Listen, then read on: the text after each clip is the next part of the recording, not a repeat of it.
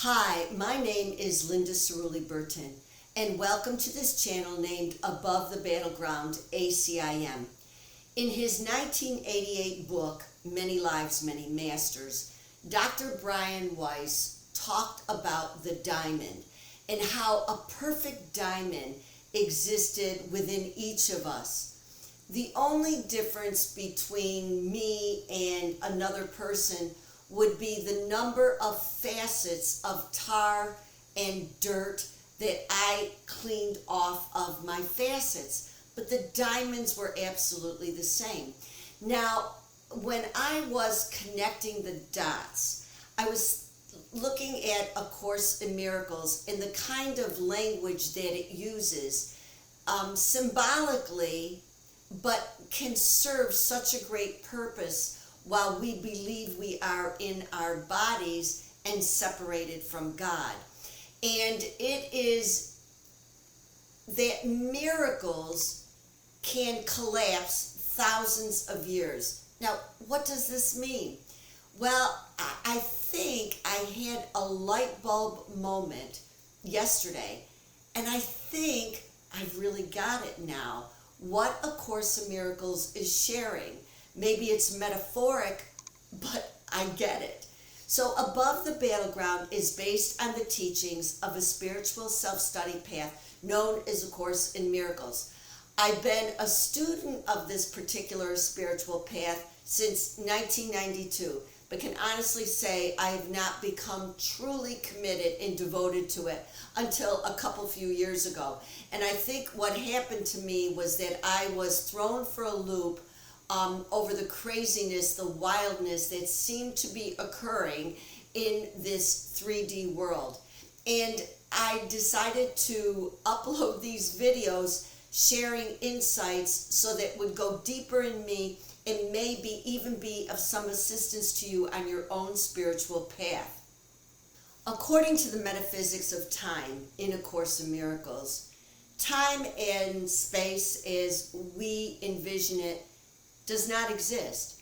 In fact, in the instant that the Son of God felt that he had left God in order to pursue the greatness of God, which some people refer to as the Big Bang, in that instant, everything would be created that ever was in terms of time and space. It would all come out at the very same instant, which then lends itself to the idea of a hologram, meaning there is not the illusion of space and time that you and I believe in our individual egoic bodies that are, fighting for survival, competing with each other, separated interests. No, that it is all the same.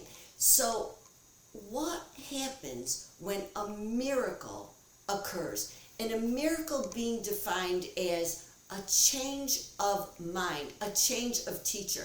So when I separated from God, there was the ego mind that ran off and created this wild world. But the answer to the alleged separation came in the mind of spirit. We are not bereft as we go through this crazy world.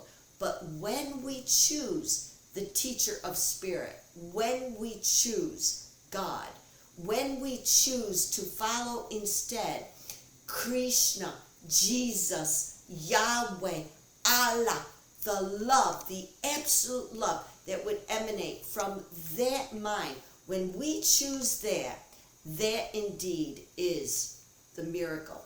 So in a publication by the Foundation for A Course in Miracles, where I just need always to pay homage to Dr. Ken Wapnick, who will be recognized as the greatest teacher of A Course in Miracles thousands of years from now.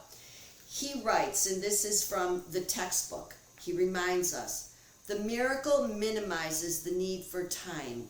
It has the unique property of abolishing time, as we believe it exists, to the extent that it renders the interval of time it spans unnecessary. There is no relationship between the time a miracle takes and the time it covers. The miracle substitutes for learning that might have taken thousands of years, shortens time by collapsing it, thus eliminating certain intervals within it. It does this, however, within the larger temporal sequence. So imagine, if you will, that all of time as we perceive it is not, there are no spaces, it is instead a hologram. So let's take, for example, he uses in his analysis, which I thought was really great because so many of us suffer from this, but let's just say that you believe in reincarnation, and right now you are experiencing feelings of abandonment, severe feelings of abandonment, which, for the purposes of this explanation, either you don't believe in reincarnation and you experience this in your present life, or you believe in reincarnation and let's just say it dominated 10 lifetimes of 100 years each.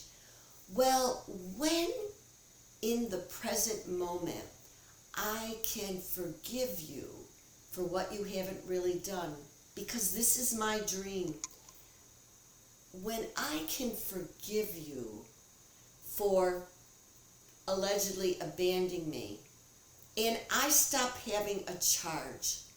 In other words, you are finally released. It's obvious that I created you so that whatever guilt was in me could come up for the healing. And then I let you off the hook. And when I let you off the hook, I let me off the hook. Because you know what? You and me, we never left God. And we are innocent. And we pull in those projections. And every time we pull in a projection, and every time we release someone and release ourselves, every time we do that, we are scraping dirt and tar off the facets of our diamonds. And the point then is that A Course in Miracles talks about salvation as being the great undoing. The great undoing. That means that more and more dirt and tar come off my egoic, separate lives.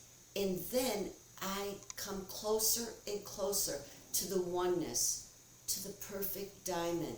I come closer and closer. So what Ken Wapnick says in his analysis is that all of the lifetimes where I thought I was abandoned and you did it to me, you did it to me, and you did it to me, all of it is cleaned away, because in the present moment I could forgive, I could release, I could know it was my dream, and that it was time to get rid of, release those feelings of abandonment. So the hologram, it then would be that all these different alleged dimensions, that it all got cleaned off. It all got undone. So you see, you do not have to believe in reincarnation, or you can believe in reincarnation. Because according to A Course in Miracles, it's all a hologram. Everything that would exist happened in that instant moment, only it never really did. And the voice of God, the Holy Spirit, travels in the mind of spirit, in the mind of life and joy, in the continual gentle reminder that we never left. And in the undoing, in the cleaning of the tar and dirt off the facets of the diamond, we come closer and closer to knowing and experiencing that extraordinary oneness. And when we have our episodes of it in these 3D bodies, it is so joyful. It's so amazing. I can only hope that I, who struggled with the subject of science throughout my life, have somehow, in maybe some small way, helped me, you, come to grips with the metaphysics of time and space according to A Course in Miracles. There isn't any. Isn't that something? There isn't any. So thank you for joining me, and I look forward to being with you again. Take care.